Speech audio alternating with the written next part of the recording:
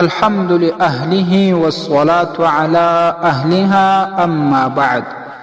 معززو یورور دا پوښتنه کړې ده چې که څوک د قرآن کریم تلاوت کوي او اذان شروع سي نو په دې وخت کې څه کول پکار دي؟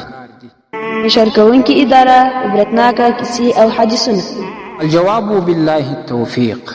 محترمه فقهای کرام فرمایي چې په دې وخت کې مستحبه ده چې د قرآن کریم تلاوت بس کی او د اذان جواب ووایي، اذان واوري.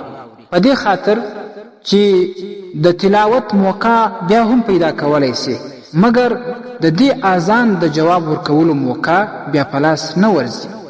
او دا شان ملک العلماء امام کاسانی رحمه الله په بدایع الصنائع کې ویلي: ولو كان في القراءة ينبغي أن يقطع ويشتغل بالاستماع والإجابة.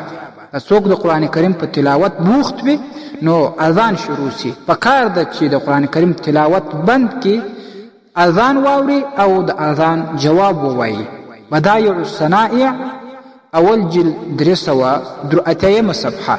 او دا شان په البحر الرائق کې هم راځي په اول جلد 415 صفحه کې.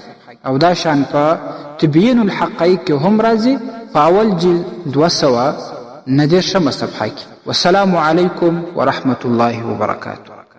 ستاسو د اسلامي پوښتنو جوابونکی مفتی حکیم الله صابر الحنفي صاحب.